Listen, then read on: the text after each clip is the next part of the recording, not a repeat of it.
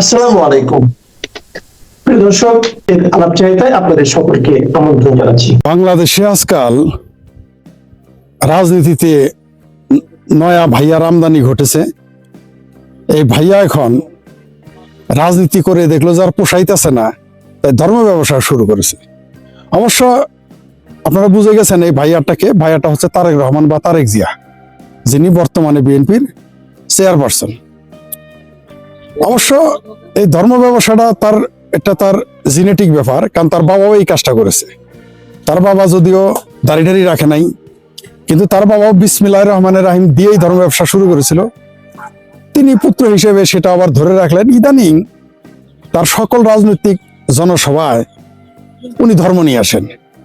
জামাত যেমন ধর্মসভা করে রাজনীতি নিয়ে আসেন, তারেক রহমান বা বিএনপি এখন রাজনীতির মধ্যে ধর্ম নিয়ে আসছেন। এটা কিন্তু শুধু আমি বলছি তা কিন্তু না, আমারে ভাই দুইশের না। এটা জামাতের আবু তাহের নাকি কাফের নাকি কাহের সে বলেছে যে লন্ডনে মানুষ গিয়ে পড়ালেখা করে ডিগ্রি নিয়ে আসে, আর তারেক রহমান লন্ডনে গিয়ে মুক্তি হয়ে আসছে। এটা কিন্তু ভাই আমি বলি নাই, আমাদের গালাগালি করেন না। আপনারা আবার বললেন না যে আমরা আওয়ামী লীগের দোষর, তাই এগুলো বলতেছি। জামাতের লোকে বলছে। কোন জামাত? যে জামাত শিবিরকে বিএনপি বলেছে তাদের মায়ের পেটের ভাই, খালাতো ভাই, আপন ভাই, খালু সব তারা বানাইছে, আমরা বানাইনি। তো তারেক রহমান এখন দেখবেন মঞ্চে গেলেই প্রথমে ধর্মের কথা বলবে। তিনি বুঝাইতে চাইতেছেন তিনি বড় ধার্মিক। আবার মাঝে মাঝে তিনি যা করেন, মুরব্বীদের সম্মান দিতে চান, অভিনয় করেন। তিনি হাওয়া ভবনে যে মুরব্বীদের দাঁড় করায় রাখতেন, নিজে চেয়ারে বসে খোদ বিএনপির বড় বড় চেয়ার, মানে বড় বড় নেতা তার বাপের সাথে তার মায়ের সাথে রাজনীতি করা লোকদের হাওয়া ভবনে দাঁড় করায় রাখতো। সেই দুর্নাম ঘোষণার জন্য ইদানিং মুরব্বীদের মঞ্চে নিয়ে আমার চেয়ারে বসে। পাবলিক তো এগুলো বুঝে, এখানে করলেও তাও হইতো। কিন্তু হঠাৎ করে তিনি মোটামুটি এখন, এতদিন জামাত জানে যে রাজনীতিতে তারা আগাইতে পারবে না, মুক্তিযুদ্ধতে তারা তাদের কথা খাবে না, কিন্তু এখন বিএনপি দেখলো যে নতুন করে শুধু রাজনীতি করে তার পারতাছি না। জামাত যেমন ধর্ম ব্যবসা করে পারে না, এখন বিএনপি দেখলো রাজনীতি করে পারতাছি না, তাহলে ধর্মের মঞ্চে নিয়ে আসি। এখন মাশাআল্লাহ আমাদের জাতীয় ভাইয়া তারেক রহমান লন্ডন থেকে আইসেই এখন তিনি রাজনৈতিক মঞ্চে গিয়ে ধর্ম ব্যবসা শুরু করে দিয়েছেন, মৌলবীদের মতো। তিনি ধর্ম টানবেনি, অথচ আমরা জানি যে তিনি যখন লন্ডনে ছিলেন, লন্ডনে তার যে হলফনামা দিতে হয়েছিল তিনি কি করেন, সেখানে কিন্তু তিনি লিখেছিলেন তার পেশা হচ্ছে জুয়া। মজার বিষয় হলো যে এই ধর্মে কিন্তু জুয়া একেবারে নিষিদ্ধ, সে জুয়া হলো তার পেশা। এখন বাংলাদেশে আইনে তিনি উঠে পড়ে লেগে গেছেন। কিভাবে প্রমাণ করতে পারবেন তিনি বড় ধর্মবাদী? তার সে বড় ধর্ম নাই। তিনি তার বউয়ের হিজাব পরানো শুরু করছেন, মাইয়ারে হিজাব পরানো শুরু করছেন, এতদিন কিন্তু দেখেনি। আমরা বলছি না যে হিজাব কেন পরলো, কে কোন পোশাক পরলো, এটা নিয়ে আমরা ভাবতে রাজি না, এবং এটা নিয়ে আমরা বলতেও রাজি না, সমালোচনাও করছি না। কিন্তু একটা মানুষের যখন পরিবর্তন হয়, পরিবর্তনটা রহস্যজনক হলে সমস্যা, যদি পরিবর্তনটা ভণ্ডামির জন্য হয় সমস্যা। পোশাক হচ্ছে মানুষের ফ্যাশন এবং প্রয়োজন। ফ্যাশনের জন্য আপনি পড়তে পারেন, প্রয়োজনের জন্য পড়তে পারেন, কিন্তু যখন আপনি সেটাকে ধর্ম এবং রাজনীতিতে নিয়ে আসবেন তখন সেটা সন্দেহজনক। সেটা হলো ধূর্তামি, মানে এটা হলো ভালোবাসায় বলে ধূর্তামি। যদি আরেকটু খারাপ ভাষায় বলি সেটা হলো মুনাফিকি বা বদমাইশি, যেটা জামাত সচরাচর করে থাকে। এখন বিএনপি চিন্তা করলো তো রাজনীতিতে তো পারতেছি না, আওয়ামী লীগের নাম মুছানো যায় না, শেখ হাসিনার নাম মুছানো যায় না, জয়বাংলা নিষিদ্ধ করা যায় না, 32 নম্বর ভাঙলেও কাজ হয় না, তারপর ছাত্রলীগ নিষিদ্ধ করলেও কাজ হয় না, এদের পিটাইলে মারলেও কাজ হয় না। এখন তারা ধর্ম ব্যবসা শুরু করছে। আপনারা দেখতে পারবেন তারেক রহমান কয়দিন পরে দেখবেন যে মিলাদ পড়ানো শুরু না করলেই হয়, কয়দিন পরে দেখবেন রাজনৈতিক মঞ্চে সে মিলাদ পড়ানো শুরু করবে। এখন তো 2-4টা মুফতি নেওয়া শুরু করছে, কয়দিন পরে 2-4টা হাফেজ নিবে, আলেম নিবে। হঠাৎ করে নির্বাচনের আগে আমাদের বাংলাদেশে দেখি সবাই ধর্মপ্রেমিক হয়ে যায়। আমার যে ভাবির পোলারা আছে না, সার্ভিস মলম, তারপরে কি ডারবি কি যেন ফাটোয়ারি, আমার এই ভাবির পোলারা ইদানিং দেখি গোলটুপি মাথায় দেয়। আর ইউনুস নামের যে নাস্তিক, অবশ্য সে নাস্তিক নয়, কেউ কেউ বলে সে 70 দশকে খ্রিস্টান হয়েছিল তার গ্রামীণ ব্যাংকে ফান্ড আনার জন্য। তিনিও দেখবেন একটা কিস্তি সাদা টুপি পরে, আসলে সে কিস্তি জিন্নার টুপি পড়তে চায়, কিন্তু জিন্নার টুপিটা পরলে ধরা খেয়ে যাবে, তাই কিস্তি তরিকার সাদা টুপিটা পরে। মানে আসলে কি এরা ধর্ম পালনের জন্য টুপি পরে? একটুও না। আমার ভাবির পোলারা গোল টুপি মাথায় দিছে ভোট বাড়ানোর জন্য। আমাদের ভাবির পোলাদের যে জ্যাঠা ডক্টর ইউনূস, সে চোক্কা টুপি পরছে, সে বুঝাইতে চায় যে সে খ্রিস্টান হয় নাই। তার মেয়েরা কিন্তু খ্রিস্টান, তার বউ একটা হিন্দু একটা খ্রিস্টান, তার পাসপোর্ট নাই, সেটা আপনারা সবাই জানেন। বাংলাদেশে এমন একটা দেশে এমন একটা ক্ষমতাবান এখন, মানে এখানে শেখ হাসিনার পুত্র কন্যা নিয়ে কত সমালোচনা, আওয়ামী লীগ নিয়ে কত সমালোচনা, কিন্তু এখন সরাসরি কে ক্ষমতায় হচ্ছে ডক্টর ইউনূস, আদম ব্যাপারী ইউনূস, যার ধর্ম খ্রিস্টান নিজের, যার মেয়ে খ্রিস্টান, তার বউ একটা হিন্দু আর একটা খ্রিস্টান এবং অন্য দেশের নাগরিক, এখন আর কোনো সমস্যা হয় না আমাদের মৌলবীদের, বিএনপির সমস্যা না। আর মাশাআল্লাহ আরেক ভাইয়া চলে আসছে, তিনি আসলে ওই যে কে যেন বললো যে সিলেটে গিয়ে নাকি তিনি নামাজ পড়েছেন, তিনি কি ফজর নামাজ পড়তেন এটা কেউ দেখেছে? তিনি তো ঘুমেতেই ওঠেন না কখনো ওই টাইমে, কিন্তু তিনি লোক দেখানোর জন্য মঞ্চে দেখবেন মুফতি, আলেম, হাফেজ এদের নিয়ে আসে। আগে বিএনপিরা নাচ গান করতো, আগে গিয়ে সেখানে যাত্রা ড্যান্স দিত তাদের মঞ্চে। এখন যেহেতু ইলেকশন সামনে আসছে তাই তারা ধর্ম নিয়ে আসছে, কারণ বাংলাদেশের মানুষকে ধর্মের কথা বললে খুব দ্রুত কায়েদ করে ফেলা যায়। শেখ হাসিনা 560টা মসজিদ বানাইছে, তারপরও তারা দুযোগে বাড়াই দিতে চায়। আর তারেক রহমান আইসে এই জন্য দেখলো যে নতুন তো ব্যবসা শুরু করতে হবে রাজনৈতিক ভাবে, কারণ বাংলাদেশের মানুষ তো তার বাপের রাজনীতি খায় না। তার বাপ বিসমিল্লাহ বলে ক্ষমতায় আসছিল, এখন তিনি এই সুবহানাল্লাহ বলে মোটামুটি যেভাবে মুরব্বীদের আইসা বলেন আপনি উমরা হজ করছেন কিনা পরীক্ষা নেওয়া শুরু করছে। মানে আমি বলি নাই, এটা জামাতের নেতা বলছে, তিনি মুক্তি হয়ে গেছেন। তারেক রহমান এখন পরীক্ষা নেয় কে কোন ভাবে কোন ধর্ম কি বুঝে, মক্কা বুঝে না মদিনা বুঝে, সব তিনি বুঝে। এখন তিনি মোটামুটি কয়েকদিন পরে দাড়ি পাগড়ি যদি মাথায় দিত সবচেয়ে ভালো হইতো। সবচেয়ে ভালো হতো তারেক রহমান যদি তাবলিগে যাইতো, তাহলে ভোট আরো বেশি পাইতো, কারণ তাবলিগের ইস্তেমায় বেশি লোক হয়। আমি তাকে পরামর্শ দিব আপনি দয়া করে তাবলিগে যান। আমাদের বাংলাদেশটা অদ্ভুত, যে বলছে না কে যেন লিখছিলেন যে আমাদের দেশটা একটা অদ্ভুত উটের পিঠে চলতেছে। আসলে বাংলাদেশটা তাই। আপনি দেখেন এখানে জামাত, মাশাআল্লাহ জামাত হিন্দুদের এখন নমিনেশন দেয়। কেউ ভোটের জন্য হিন্দুরে মার্কা দেয়, দাঁড়িপাল্লা আল্লাহর মার্কা নাকি দাঁড়িপাল্লা কিয়ামতের মাঠে থাকবে, হিন্দুরে দেয়।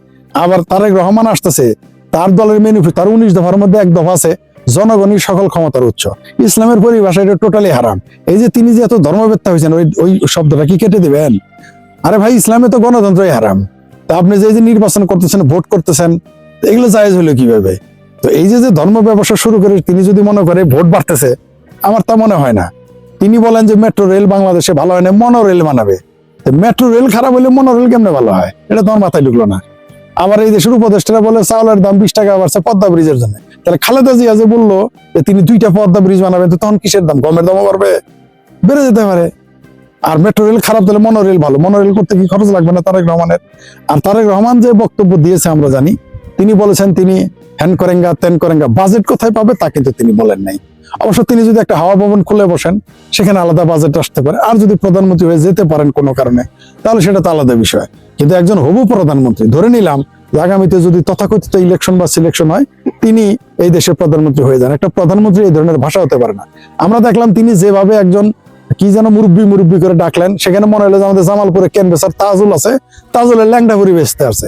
একটা প্রধানমন্ত্রী, এটা হবু প্রধানমন্ত্রীর আচরণ এটা হতে পারে না। আমরা অনেকেই ভেবেছিলাম, মানে অন্তত বিশেষ করে আমার মতো লোকেরা ভেবেছিল যে তারেক রহমান 17 বছর লন্ডনে ছিলেন, তার চিন্তা চেতনা আধুনিকায়ন আমরা দেখব, তার কাজে কর্মে কথায় রাজনীতিতে। তিনি বাংলাদেশে গণতন্ত্র প্রতিষ্ঠার কথা বলেন না, তিনি বাংলাদেশে মুক্তিযুদ্ধের পক্ষের কথা বলেন না, তিনি বাংলাদেশের মাইনরিটির অধিকারের কথা বলেন না, তিনি বাংলাদেশে বাক স্বাধীনতার কথা বলেন না, তিনি বাংলাদেশের মানুষের খাদ্য অন্ন বস্ত্রের কথা বলেন না। তিনি এসে জিজ্ঞেস করেন কে ওমরা হজে গেছে, এটা না তার বড়ই চিন্তা। আরে ভাই, ওমরা হজের ব্যবসা করে যারা ওই যে হজের দোকান খুলছে, যারা একদম ব্যাপারী হইতে পারে না, মৌলবীরা দেখবেন আমাদের এলাকায় দেখেছি, মৌলবীরা যারা ইমাম থাকে মসজিদের, তারা পার্ট টাইম একটা ব্যবসা করে, হলো উমরা হাজি পাঠায়। তারেক রহমান কি উমরা হাজির গল্প করা শুরু করছে নাকি বাংলাদেশে আইসা? সারা জীবন থাকলো লন্ডনে, খেললো জুয়া। এটা আমাদের কথা না, তার নিজের লেখা, তার নিজের হলফনামায় লেখা আছে তিনি জুয়া খেলেছেন। তিনি যেমন বাংলাদেশে থেকে চলে গিয়েছিলেন হলফনামা দিয়ে, তেমনি তিনি হলফনামা দিয়েছেন যে ইংল্যান্ডে তার আয়ের উচ্চ জুয়া। আর আজকে তিনি এসে আমাদের বলতেছেন, আমাদের ধর্ম শিখাইতেছেন। তিনি নিজে ফজর নামাজ পড়ুক আর না পড়ুক, অজু থাকুক আর না থাকুক, তিনি গিয়ে মসজিদে নামাজ পড়ে মানুষের বুঝাইতেছেন বিরাট বড় হাফেজি হুজুর হয়ে গেছি। ভাই, হাফেজি হুজুর হয়ে গেছেন ভালো কথা, আপনি ধর্ম নিয়ে থাকেন, না করছে কে? কিন্তু বাংলাদেশের মানুষকে বিভ্রান্ত করার অধিকার আপনাকে কেউ দেয় নেই। আর বাংলাদেশের মানুষকে যদি বলেন বিভ্রান্ত করবেন, পারবেন না। কারণ শেখ হাসিনা মেট্রো রেলে চড়া শিখিয়ে দিয়েছে, শেখ হাসিনা পদ্মা ব্রিজে চড়া শিখিয়ে দিয়েছে। আপনারা যতই এখন সুদূর বুদূর করেন, আপনারা পাবলিকের কাছে আর মুখ পাবেন না। কারণ বাংলাদেশের মানুষ 40-50 টাকা কেজি চাউল খেত, এটা এখন আপনারা 20 টাকা করে কেজিতে বাড়াইছেন। এখন সেদ্ধ চাউলই নাকি 80 টাকা। তো এগুলো বাংলাদেশের মানুষ ভুলবে না। বাংলাদেশের মানুষ যদি বোকা মনে করেন, তাহলে ভুল হবে। বাংলাদেশের মানুষ বুঝে গেছে যে শেখ হাসিনা ছাড়া, বাংলাদেশ আওয়ামী লীগ ছাড়া, মুক্তিযুদ্ধের পক্ষের জনগণ ছাড়া এই দেশে শুধু মুক্তিযুদ্ধের চেতনাই রক্ষা হবে তা না। এই দেশের শিল্প, সাহিত্য, সংস্কৃতি, এই দেশের ব্যবসা, এই দেশের বাণিজ্য, এই দেশের মানুষের চাকরি, এই দেশের সাধারণ মানুষের অধিকার প্রতিষ্ঠা করতে আওয়ামী লীগের কোনো বিকল্প নাই। বাংলাদেশের মানুষ এটা জেনে গেছে। আর আপনারা এখন যে তারেক রহমান সাহেবের যে ধর্ম ব্যবসা নতুন করে নামছেন, জামাত তো ধর্ম ব্যবসা করতে করতে ওরা এখন ধর্ম ব্যবসা বাদ দিয়ে এখন হিন্দুদের ডাকতেছে। তো হঠাৎ করে ওই যে আমাদের বাংলাদেশে একটা কথা আছে যে নতুন পাগলে পুরান পাগলে ভাত পায় না, নতুন পাগলের আমদানি। বাংলাদেশে 29টি ইসলামী দল আছে। তারেক রহমান নতুন করে এসে ধর্ম ব্যবসা যে শুরু করছে, এটা খুব একটা মার্কেটে তিনি প্রতিষ্ঠিত করতে পারবেন বলে আমাদের মনে হয় না। তবে সবচেয়ে হাস্যকর ব্যাপার এই যে ইংল্যান্ড থেকে তিনি এসে বাংলাদেশে ধর্ম ব্যবসা শুরু করে দিয়েছে। ইংল্যান্ডে এতদিন ধর্ম ব্যবসা করলেন না কেন? ওইখানে করলে তার সব বেশি হইতো, কারণ বিধর্মীদের দেশ। তো মুসলমানের দেশে এসে, মুসলমানের জায়গায় এসে আপনি যদি ইসলাম ধর্মের ধর্ম ব্যবসা শুরু করেন, তাহলে একটা মাজার খুললেই হয়। অবশ্য তার সেই ইচ্ছা করলে এখন তো তার মা বাবার মাজার আছেই, সেখানে মাজার খুলে বসলেই হয়ে যায়, নতুন মাজার খুললেই হয়ে যায়, ধর্ম ব্যবসা ভালো হবে। বাংলাদেশের মানুষকে এইভাবে বোকা বানানো আর কতদিন চলবে আমরা জানি না। তবে বাংলাদেশের মানুষ কিন্তু অত বোকা না। বাংলাদেশের মানুষকে 17 মাসে অনেক চালাক হয়ে গেছে, এবং আমার বিশ্বাস আগামী যে কোনো সময় বাংলাদেশে যে কোনো কিছু ঘটবে।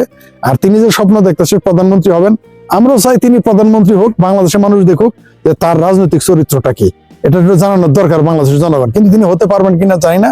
বরং আমরা এখন চিন্তা করতেছি যে তারেক রহমানের ভবিষ্যৎ বেনজির ভুট্টোর মতো হয় কিনা, এটা নিয়ে আমরা খুব চিন্তিত আছি। যে বাংলাদেশে কোনোদিন যদি দ্বিতীয় বেনজির ভুট্টো যদি হয়, সেটা তারেক রহমান হবে। কেউ মনে করেন, আমরা মনে করি না, অনেকেই মনে করতেছে। তবে তারেক রহমানের যে ধর্ম ব্যবসা আমরা দেখতে চাই কতদিন চলে, কিভাবে চলে।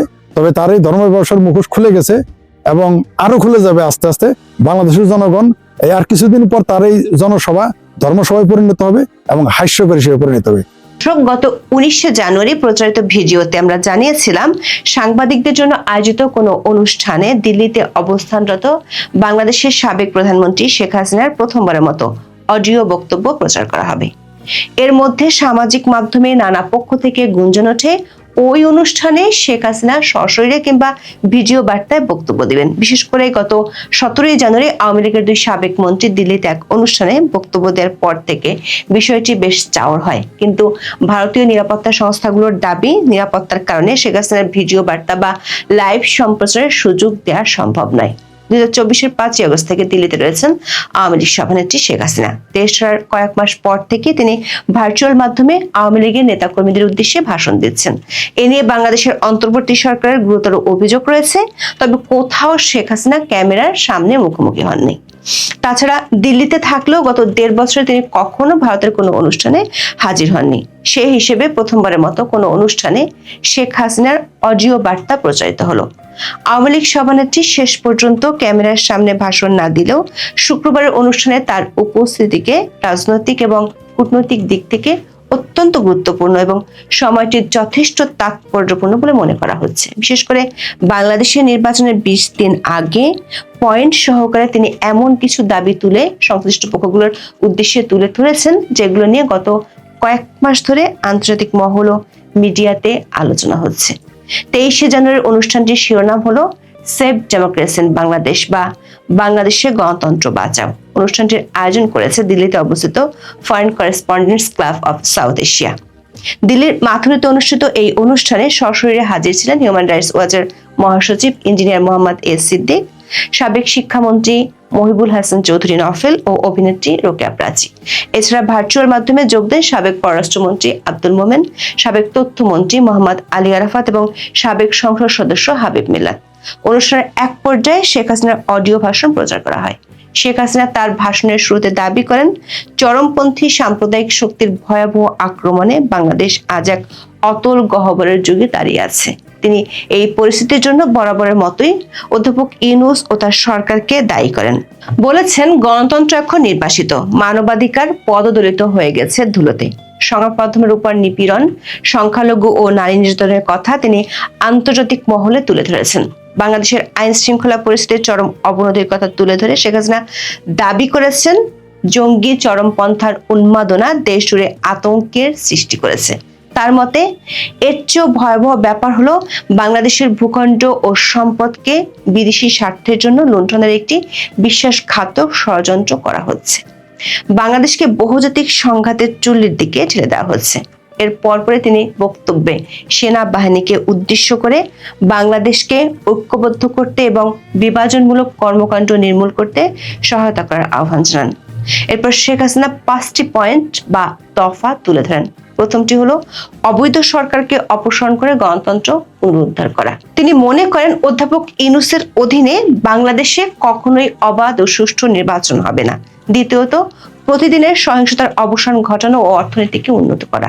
তৃতীয়ত, ধর্মীয় সংখ্যালঘু গোষ্ঠী, নারী ও মেয়েদের নিরাপত্তা নিশ্চিত করা।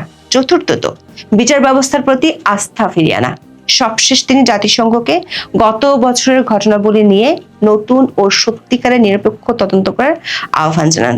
এখানে তিনি দাবি করেছেন বাংলাদেশের মানুষের পাশে আন্তর্জাতিক সম্প্রদায় আছে। বিশ্লেষকরা মনে করছেন শেখ হাসিনার এই ভাষণে প্রথমবারের মতো শুধু আন্তর্জাতিক সম্প্রদায় নয়, বাংলাদেশের সেনাবাহিনী ও দেশের মানুষের উদ্দেশ্যে বার্তা দিয়েছেন। কয়েকদিন আগেও দলের নেতাকর্মীদের উদ্দেশ্যে দেওয়া অডিও বার্তায় ভোট বর্জনের কথা বলেছেন।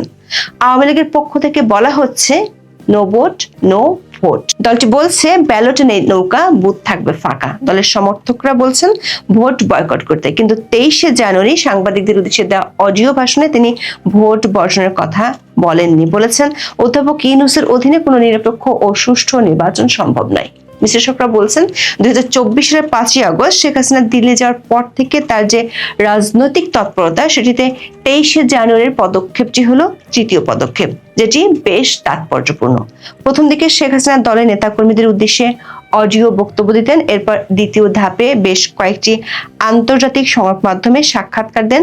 সব সাক্ষাৎকারই তার মূল কথা আওয়ামী লীগকে নির্বাচনে অংশ নিতে দেওয়া হোক, জনগণ যে দলকে বেছে নেবে তারা সরকার করবে, কিন্তু শেখ হাসিনা ও তার দলের নেতাকর্মীদের সরাসরি ভারতে অনুষ্ঠান করা কিংবা বক্তব্য দিতে দেখা যায়নি। মাস কয়েক আগে দিল্লিতে জাতীয় প্রেস ক্লাবে একটি সংবাদ সম্মেলন করার কথা ছিল আওয়ামী লীগ নেতাদের, শেষ মুহূর্তে সেটি বাতিল করা হয়। পরে জানা যায় দিল্লির বাংলাদেশ হাইকমিশন এই ব্যাপারে ভারতের পররাষ্ট্র মন্ত্রণালয়ের কাছে আপত্তি জানিয়েছিল, যদিও সরকারিভাবে প্রেস কনফারেন্স বাতিলের সিদ্ধান্ত নিয়ে কোনো পক্ষই বিস্তারিত কিছু জানায়নি। এদিকে 23শে জানুয়ারির অনুষ্ঠানটির আমন্ত্রণ পত্র বিলি শুরু হতেই প্রতিক্রিয়া দেন বাংলাদেশের পররাষ্ট্র উপদেষ্টা তৌহিদ হোসেন। তিনি এক সাক্ষাৎকারে বলেছেন বাংলাদেশ সরকার চায় না শেখ হাসিনা ভারতে বসে বিবৃতি দিক। প্রশ্ন হলো, মাস 6 আগে আওয়ামী লীগ নেতাদের দিল্লির অনুষ্ঠানে শেষ পর্যন্ত সায় না দেওয়া ভারত সরকার কেন শুক্রবার স্বয়ং শেখ হাসিনার অডিও ভাষণ বিদেশি সাংবাদিকদের জন্য প্রচারের সুযোগ দিল? সূত্রগুলো বলছে গত কয়েক সপ্তাহে বাংলাদেশ নিয়ে আন্তর্জাতিক পক্ষগুলোর মধ্যে বেশ কয়েকটি বৈঠক অনুষ্ঠিত হয়েছে। সেসব বৈঠকে যেসব সমঝোতা হয়েছে তার কিছুটা আঁচ মিলে শেখ হাসিনার 23শে জানুয়ারির বক্তব্যে, যেখানে তিনি জাতিসংঘের অধীনে নিরপেক্ষ তদন্তের কথা বলেছেন, ভোট বর্জনের কথা না বলে সেনাবাহিনীর উদ্দেশ্যে বার্তা দিয়েছেন। আবার বলেছেন অধ্যাপক ইউনূসের অধীনে সুষ্ঠু ভোট সম্ভব নয়। বিশ্লেষকরা মনে করেন বাংলাদেশের সাবেক প্রধানমন্ত্রী শেখ হাসিনা প্রথমবারের মতো একসাথে 3টি পক্ষের উদ্দেশ্যে আহ্বান জানালেন এবং এর আগে তিনি এরকম দফা ভিত্তিক কোনো বক্তব্য দেননি, যেখানে শুক্রবারের বক্তব্যে 5টি দফা তুলে ধরেছেন। আবার বক্তব্যের শেষ দিকে আন্দোলনের নামারও ইঙ্গিত ছিল, যেখানে যোগ দেওয়ার জন্য দেশের মানুষকে আহ্বান জানিয়েছেন। দর্শক, এই অডিও বার্তা প্রচারের আগে ভারতের সংবাদ মাধ্যম দ্য প্রিন্টে শেখ হাসিনার বিশাল একটি সাক্ষাৎকার প্রকাশিত হয়, যেখানে আসন্ন ত্রয়োদশ সংসদ নির্বাচনে আওয়ামী লীগকে বাদ দেওয়ার সিদ্ধান্তের সমালোচনা করে একে রূপান্তরের মোড়কে কর্তৃত্ববাদ বলেছেন শেখ হাসিনা। সাবেক প্রধানমন্ত্রী বলেছেন 2024 সালের আন্দোলনের সময় প্রতিটি প্রাণহানির জন্য তিনি দুঃখিত, তবে সেই সহিংসতার বিচারিক তদন্ত সীমিত করে ফেলা হয়েছে অভিযোগ করে সেজন্য অন্তর্বর্তী সরকারের প্রধান উপদেষ্টা মোহাম্মদ ইউনূসকে দায়ী করেছেন তিনি। কার্যক্রমে নিষেধাজ্ঞা থাকা রাজনৈতিক দল হিসেবে আওয়ামী লীগের নিবন্ধন স্থগিত করেছে নির্বাচন কমিশন। ফলে আগামী 12ই ফেব্রুয়ারি অনুষ্ঠেয় সংসদ নির্বাচনে প্রতিদ্বন্দ্বিতা করতে পারছে না সবচেয়ে বেশি সময় দেশ শাসন করা দলটি। দ্য প্রিন্টকে শেখ হাসিনা বলেছেন তার দলকে নিষিদ্ধ করা মানে আসন্ন নির্বাচনে কয়েক কোটি বাংলাদেশের ভোটাধিকার কেড়ে নেওয়া। তিনি দাবি করেছেন এ ধরনের একটা পরিস্থিতিতে নির্বাচন হলে তাকে মুক্ত, সুষ্ঠু বা বৈধ বলা যায় না। পছন্দের দল বেছে নেওয়ার স্বাধীনতা ভোটারদের থাকতে হবে। কাউকে ভোটে অংশগ্রহণ থেকে বাদ দেওয়া বা ঘরে ঘরে গিয়ে সহিংসতার হুমকি দিয়ে বিএনপি বা জামাতের পক্ষে ভোট দিতে বাধ্য করা চলতে পারে না। আওয়ামী লীগ সভাপতির দাবি, অন্তর্বর্তী সরকার জানে আওয়ামী লীগকে নির্বাচন করতে দেওয়া হলে তারা বিপুল সমর্থন পেত, এ কারণেই তাদের নিষিদ্ধ করা হয়েছে। লিখিত সাক্ষাৎকারে শেখ হাসিনা বলেন, দেশের সবচেয়ে পুরনো ও জনপ্রিয় রাজনৈতিক দলকে নিষিদ্ধ করে গণতান্ত্রিক বৈধতার দাবি করা যায় না। এটি সংস্কার নয়, রূপান্তরের মোড়কে কর্তৃত্ববাদ। যদিও অধ্যাপক ইউনূস বরাবরই বলে আসছেন, আওয়ামী লীগকে নিষিদ্ধ করা হয়নি, তাদের রাজনৈতিক কার্যক্রম সাময়িকভাবে স্থগিত করা হয়েছে। তবে শেখ হাসিনার ভাষ্য, ওই পার্থক্য অর্থহীন, কারণ তার দল প্রচার চালাতে, সংগঠিত হতে বা নির্বাচনে অংশ নিতে পারছে না। জুলাই আন্দোলন দমনে হত্যাকাণ্ড সম্পর্কে শেখ হাসিনা দাবি করেন, রাষ্ট্রের প্রতিষ্ঠানগুলো রক্ষা এবং প্রাণহানি ঠেকানোর তাগিদ থেকেই তার সরকার তখন কাজ করেছে। শেখ হাসিনা বলেন, যা আজ করতে পারেননি তা হলো উগ্রবাদী শক্তি ওই আন্দোলন হাইজ্যাক করে নিয়েছিল। সে সময় সহিংসতার তদন্তে কমিটি করেছিল আওয়ামী লীগ সরকার, যা অন্তর্বর্তী সরকারের সময় আর এগোয়নি। বিষয়টি নিয়ে হতাশা প্রকাশ করে শেখ হাসিনা বলেন, ইউনূস ক্ষমতায় এসে ওই তদন্ত ভেঙে দেন। নিশ্চয়ই তিনি জানতেন এতে তার মেটিকুলাস প্ল্যান উন্মোচিত হয়ে যাবে। তার ওই সিদ্ধান্তই আন্দোলনের পেছনের উদ্দেশ্য ও ক্ষমতা দখলের প্রক্রিয়া নিয়ে গুরুতর প্রশ্ন তোলে, বিদেশি সম্পৃক্ততার বিষয়টিও সামনে আনে। এসব প্রশ্নে নিরপেক্ষ তদন্ত হওয়া উচিত। দিল্লির কূটনৈতিক সূত্রগুলো বলছে, সাংবাদিকদের উদ্দেশ্যে অডিও বার্তা প্রচারের পর শেখ হাসিনাকে ভারত সরকার প্রকাশ্যে বা ভিডিও বার্তা প্রচারের অনুমতি দিবেন কিনা সেটি এখন বেশ গুরুত্ব দিয়ে আলোচনা হচ্ছে। মানে শেখ হাসিনাকে দিল্লি থেকে সক্রিয়ভাবে রাজনৈতিক কর্মকাণ্ড চালানোর সুযোগ কবে দেয়া হতে পারে। সূত্রগুলো বলছে, 23শে জানুয়ারি সাংবাদিকদের অনুষ্ঠানে শেখ হাসিনার অডিও বার্তা প্রচার নিয়ে ভারত সরকার উচ্চ মহলের বেশ কয়েকটি বৈঠক হয়। সেসব বৈঠকে উপস্থিত একটি কূটনৈতিক সূত্র মনে করেন, পরিস্থিতি বিবেচনা করে খুব শিগগিরই শেখ হাসিনাকে ভিডিও কিংবা প্রকাশ্য বক্তব্য দেওয়ার অনুমতি দিলে অবাক হওয়ার কিছু থাকবে না।